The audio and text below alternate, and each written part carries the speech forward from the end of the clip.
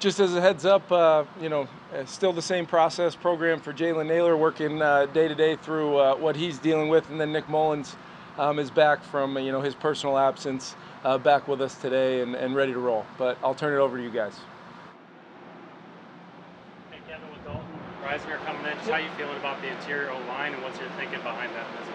Yeah, that group is off to a really good start in training camp. Really both groups. We got some new guys in that second group that are really starting to mesh well together. So really, I look at it as the personnel department working in conjunction with our staff. We're always looking for ways to find good football players when they're available. We really just wanted to bring him in and get to know him a little bit better. Use the process of a visit to do that, and see if we could possibly take what we think is a strong group and make it even better. It's going to be a process that starts with that visit, and I think it's gone really well so far, and we'll just continue to kind of see if that's something that makes sense for both ourselves and Dalton. Where's he at right now? Yeah, he's still working through that injury he sustained this summer. Doing a great job. You'll see him out and about and making sure he's handling his business. He's been great in the meeting room, and we'll keep you posted when his availability changes. Kevin, with Dalton, did you guys work him out on the field this morning too, or has it just been meetings? No, it's just been meetings and getting him a physical, and then just some dialogue. He has a relationship previously with our O-line coach, I had never met him before, and just getting him in the building in a setting where we can get to know him a little better. We care very deeply about our locker room, our culture. The fit of players is always going to be something we have a lot of dialogue about, and it's great to have this process, to help work through making sure it's a great fit and that it works for both sides. He's been a guy that's always been a starter since he came to the NFL. Yep. Is that something you foresee for him if he were to come here? Do you need a new starter there, or how do you feel about your starting guards there? Yeah, that's not anything that I can say as far as what his role or responsibility would be depth chart wise.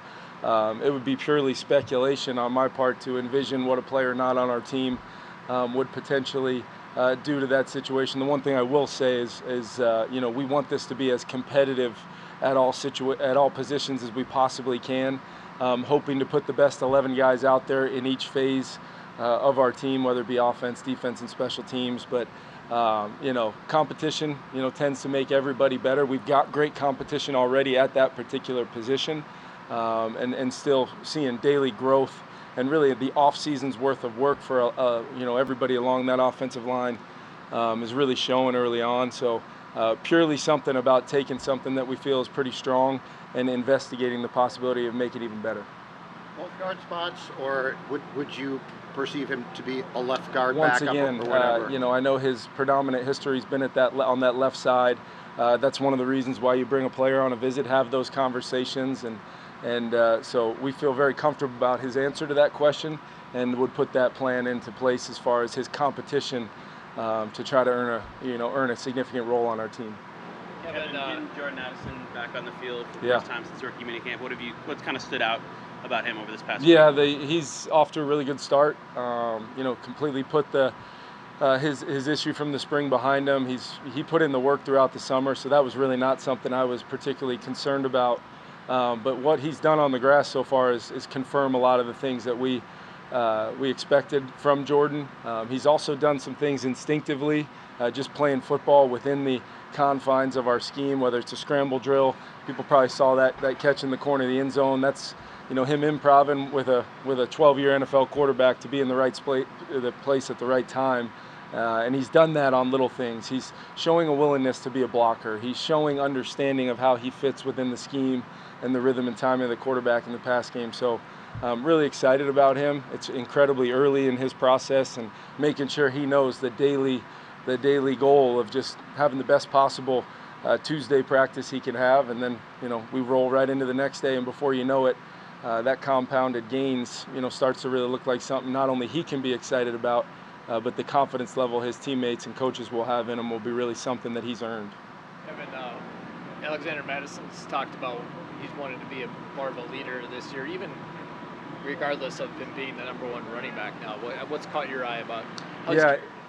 Yeah. First and foremost, his role in our leadership group, he's always been a part of that, but just the how in touch he is with the team, the vibe of the team. I use those guys to really communicate with me to help, with the daily schedule, to help with my planning for future practices, future weeks.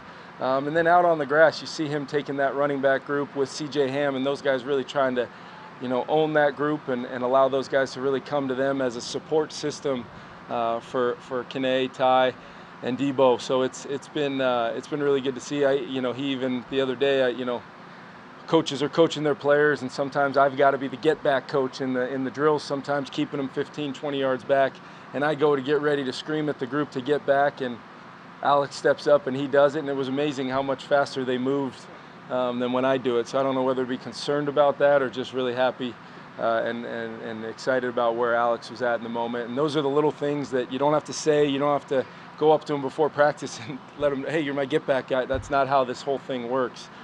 So really pleased with Alex and where he's at in that regard, and as well as what he's doing running the rock and being our featured guy. Evans taking some time to kind of you talked about refining his tackling Yep. technique a little bit. How much more confidence does that give you about his ability to play that position if he comes up playing corner, playing 65 snaps a game? Yeah, I think it's just the communication level to know from our coaches to our training staff of first and foremost why it's important. Let's establish the why and the what of why we're doing the things we are. And then our job as coaches is to give him the tools to accomplish those goals that you're talking about, which is to be on the grass. He's incredibly gifted as a football player playing the corner position and is showing so much of that, not only what he showed last year, but also the growth year 1 to year 2. And now as we get into these padded practices, there might not be a ton of scenarios where we're going to be going live and things like that where he can test it, but he certainly can really focus and test what body position am I in as if I had to make this tackle and get Alexander Mattison on the ground, or tackle TJ Hawkinson in the flat, or take on a block at the point of attack.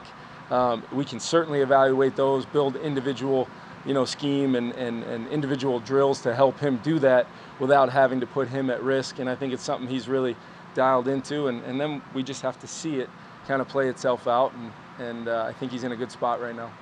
The other day, Garrett Bradbury talked about transforming their mindset on the offensive line in terms of physicality in the run game. How important do you think that is going to be to the efficiency that you guys are looking for? Yeah, I think we've talked about not only that offensive line, but it's a mindset for our offensive unit. We want to be more efficient. We want to be able to, still be multiple in the run game, but have our things that we want to hang our hat on. And, it's their ownership of the things we do well and the things that we ask them to do as we start to really carve out what it's going to look like for the regular season. But first and foremost, whether it's a split safety look, single high look, you got to have a mindset to, whether you're in combination, you're reaching on your own, you got to have the mindset to the chalkboard ends when we walk out of the meeting room, and then it's about moving human beings and understanding the scheme and making it come to life. And I think that's what he was probably alluding to, is the process of doing all of that and really making it the norm for our group as we head into the season. Chris Reed, you back, Kevin. Brian Flores talked yesterday about just how excited everyone was when Lewis Seen made that interception. Just he's invested, the fact that his teammates are so invested in his success. Just what does that say about him? Yeah, I think it speaks to from the time he was still back, back in London, and we put him up for his birthday on the video board. Just the reaction of his teammates in that moment when it was his birthday, and we made sure he knew we were thinking about him. That feeling has not diminished in any sort of fashion. And now when you see him make a play, which he has quite a few early on in camp here, people are that much more excited. But it's also, hey, that's been the norm since he's been back with us, and even before that, that's the way this place is built, and that won't change. What's Chris Reed do back, Kevin? Yeah, I think it's if I had the date, if I had the idea of exactly what that looks like, I would for sure let you guys know. He's working every single day to do what we need him to do to get back on the field. We're hoping it is at some point in the future, some point during camp, but definitely don't want to put a timeline on it, put any kind of pressure on other than just focusing on today. And taking it a day at a time and make sure we're doing everything we can so that he's 100% when he comes back. And what's the plan too for Hunter? being put into full practices and not just having to do some work to the side? Yeah, I mentioned quickly yesterday that kind of progression plan. I see it in really blocks that lead into making sure the joint practices are a priority, maximizing his reps there, and we kind of worked backwards from there, and then having the daily dialogue of how do you feel, and coming back, even as great a shape he's in. That was our first padded practice yesterday, and today's the second one. That would have been a really tall ask, and quite honestly, irresponsible to ask him to take full part. But he's been great throughout the process, even before signing, and now he's just in a mode where minute to minute, day to day, we know exactly where he is and what he's doing in regards to preparing for those moments. You'll see him just ever so subtly do a little bit more. Eventually it'll be team drills, and then should be full go. As I said, he came in great shape, as Daniil Hunter always does. And the expectation is when the time's right, he'll be out there. Last 2 questions. One of the things that was a compliment toward Alex Madison last year was the way you kept the full offensive playbook available as Yep. you're looking at potential backups this year. How much does that weigh in versus like the specific skill set that either of the backs can provide? Yeah, it's a good question. You'd like to think that we can take that same mindset with Kane and Ty and Debo. And Debo being a rookie, it's a lot. He's swimming a little bit right now, but you see the daily growth. But with those other 2 guys, the idea of they've seen it done at a really high level with Alex in that role. And now it's on them to show that they can handle every phase of our offense, both in the run and pass game. Pass protection always seems to be, especially when, the looks that we get out here on the practice field, there will be no greater test than that, especially when we're not game planning. We're just trying to install our systems and teach as we allow these guys to compete. So it won't ever get harder than it is right now, but at the same time, the expectation is that we're going to be able to handle it and have a very similar role for maybe 1 or 2 guys, depending on how that thing shakes out. How often do great practice players end up being, a great practice player is always good. You have to be a great practice player to be great in games, or are you ever surprised where you go, that guy hasn't done anything at camp, and now we put the pads on, the lights, he's really, really good?